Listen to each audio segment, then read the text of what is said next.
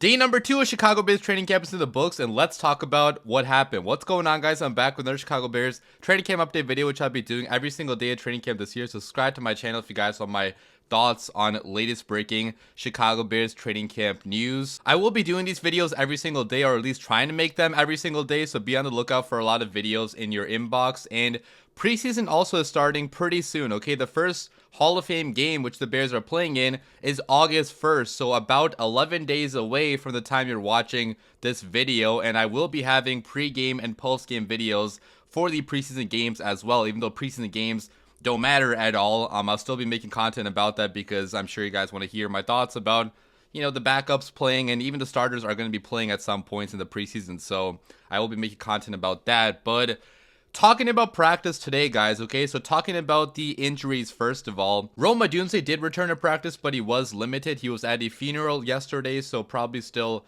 ramping up from, being gone from that, which is totally understandable. Braxton Jones and TJ Edwards also were limited. I think it's minor injuries for them, nothing to be too concerned about. And Mercedes Lewis, Nasimba Webster, and Noah Sewell did not practice. I'm assuming either rest days or injuries for them, but regardless, nothing is too serious on the injury front right now. Okay, Kiran Amegaji and Gerald Everett are gone from practice. They will be gone for probably a couple weeks at least due to other injuries. So those are the only major injuries we have right now. But otherwise, I think everybody is solid, knock on wood. But yeah, talking about what actually happened in practice, okay? So it seemed like a pretty back and forth day according to all the reports there. The defense made a handful of solid plays. The offense and Caleb Williams also made a handful of solid plays, which I love to see that, right? Because you want both the offense and the defense to have their wins in practice. But talking about the defense, first of all, Tyrique Stevenson made a fantastic play, a fantastic interception in practice today. So Nicholas Moriano, he said that the best play on defense was Tyrique Stevenson making a sliding interception on a Caleb Williams pass during the team period. Williams tried to hit DJ Moore with a sidearm pass on a 2nd and 2 play. Stevenson went low to secure the interception in a situational period before the end of the first half. Another Bears reporter said that in the 2-minute period, Caleb Williams tried to sling a sidearm throw to DJ Moore, but Tyrique Stevenson jumped the route and made a tremendous sliding interception to end the drill. And another reporter said the first team offense struggled in 2-minute end of half drill, ended with Tyrique Stevenson making a heck of a play to pick off Williams' forced throw in the situation. So it seems like not a good decision by Caleb Williams, probably something he does not want to do when the games actually start, but he's probably trying to see what he can get away with, in practice before the games actually start, which is totally valid. I mean, that's what practice is for. But hats off to Tyrique Stevenson for making such a fantastic play on the ball. It seems like he had to go low and really dive for the interception. I'm sure we'll see video of this posted on the Bears social media later today, so be on the lookout for that. I'm sure they're probably not going to show Caleb throwing the ball because that's what social media crews of NFL teams always do. Like, they usually don't show the starting quarterback throwing the ball on these interception highlights, which I get, you don't want your quarterback to be made fun of on Twitter, but obviously mistakes happen all the time. And shout out to Tyrique Stevenson, man, for being the ball hawk that he is. Okay, I am so damn excited for Tyrique Stevenson in 2024. Like, I truly think he can be one of the best corners in football. Okay, not just one of the best second-year corners, but one of the best corners in all of football. He was really damn good down the stretch last year in that Packers game, the final Packers game. He was the only reason why the Bears did not allow like 30 plus points, because he single-handedly prevented touchdowns from happening with plays he made himself. And he had, forgot how many interceptions he had last year, but like I think he had 4 or 5 interceptions during his rookie year, which is fantastic for a rookie. So he really has the ability to, get his hands on the ball and make it go the other way, which for the hits principles, that is exactly what Matt Eberflus is looking for. So really cool to see these plays made by the secondary. Yesterday, Jaquan Brisker had an interception. Today, Tyrique Stevenson had one. And I'm not really worried about Caleb throwing too many interceptions because, first of all, it's only practice. We've seen other talented quarterbacks in their first rookie training camp throw a lot of picks because they're trying to see what they can get away with at the NFL level. And he is going up against one of the best secondaries in all of football, if not the best secondary, which just makes it that much harder to go up against this defense. Every single day it's going to be a dogfight for Caleb Williams and the Bears offense, which is only going to make him a lot better as a quarterback. So again, shout out to Tyrique Stevenson for making such a fantastic play on the ball. I'm expecting big things out of him in year 2. And overall, it seems like the whole defense, did make a lot of plays in the 2-minute drill today in practice. It seems like they have been pretty good in the 2-minute drill, in the OTA period as well. So I really hope that they have been improving in that regard, because last year, we know the Bears defense really struggled at the end of games sometimes, choking games at the last second against the Lions and, some other teams. So if they can be better at closing out games like this, when the real games start, that's going to be good, obviously, for the Bears team. Next, though, I do want to talk about the fantastic plays that Caleb Williams and the offense made. So according to Josh Schrock, he said that Caleb Williams was quick and decisive in 7-on-7s and found Keenan Allen several times in 11-on-11s. According to Zach Pearson, he said that just got in from practice. Good start to the day for Caleb Williams at 7-on-7 and 11-on-11.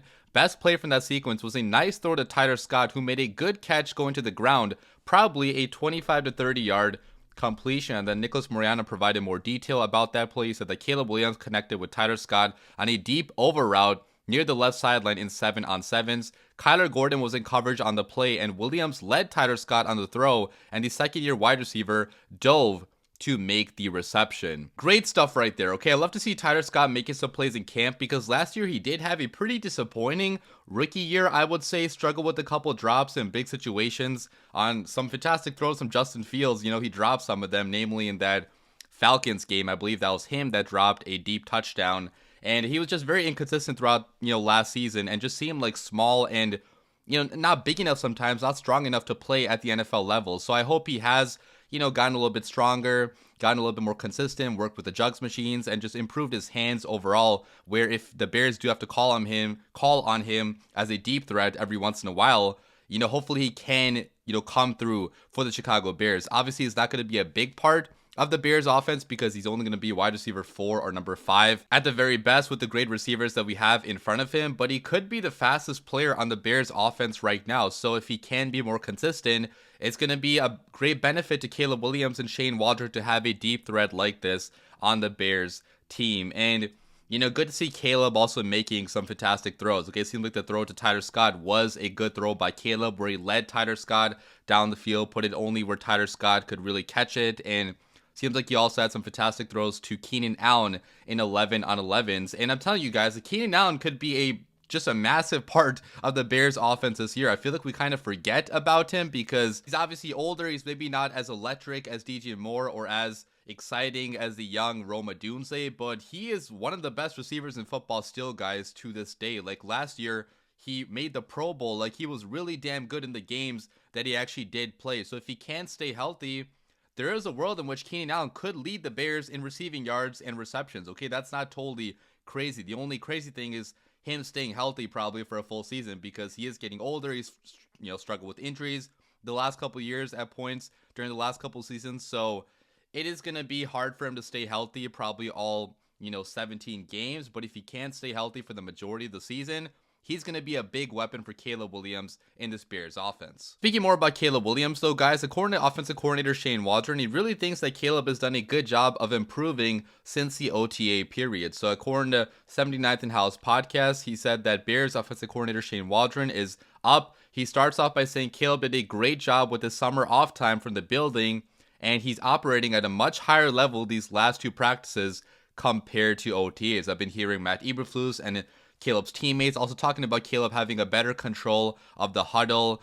just being louder and being more, in charge than he was in OTAs, which is to be expected. Okay, just starting out in OTAs as a rookie, you really don't know anything at all. You're learning everything, you're taking everything in. So it makes sense that Caleb, with the work he's put in over the past couple weeks preparing for training camp, that he is having a better start to these practices than he did during the OTA period. So love to see Caleb putting in that work. I do want to talk about the offensive line situation too. So according to Mark Rote, he said that the lefty Coleman Shelton played center today. I'm assuming that means he started at center, right? And he said that Larry Borum played left tackle as Braxton Jones was present but taking it easy. So as I mentioned yesterday, yes, this is a competition, okay? So it seems like Coleman Shelton and Ryan Bates will be switching basically every single day of practice, and they're going to decide on who's going to start week 1 probably late into training camp. So I guess it is good that Caleb is getting practice with both centers, because both of them could be in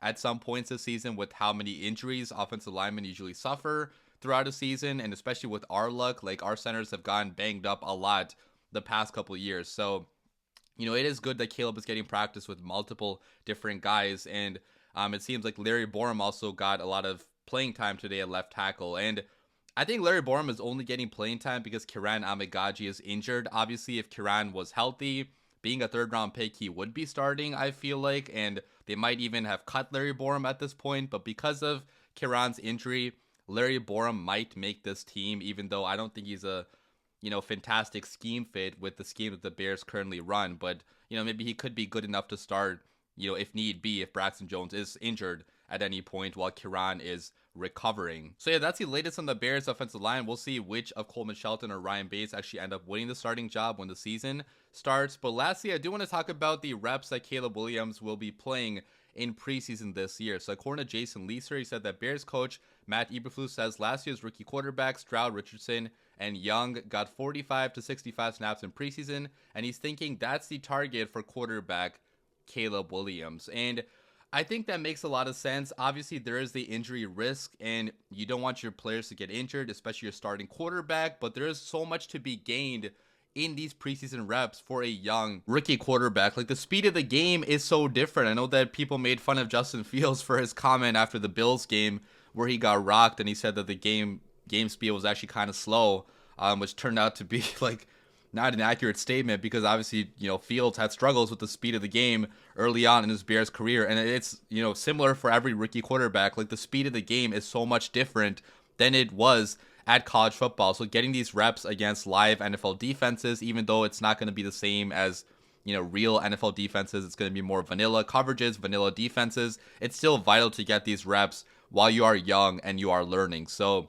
good to see that Caleb will be getting a good amount of snaps in preseason. He won't be getting any, I feel like, in the Hall of Fame game, because starters basically never play in the Hall of Fame game. That game should be started by Tyson Bagent, I'm pretty sure, and then probably finished by Austin Reed, our third string quarterback, or who's the other guy we have? I think we have one other guy. I'm totally blanking. We have a veteran quarterback that's also on the roster, which I'm forgetting his name, but like, those quarterbacks will be playing in the Hall of Fame game. Caleb should be playing the week after that. But yeah, leave your comments down below. That's all I have for today's video. I'll be having more updates tomorrow on Monday's practice, and basically every single day of practice I'll be having videos. So, be sure to turn on your notifications if you want these updates every single day, and leave your comments down below what you guys think about today's practice updates. As always, guys, bear down.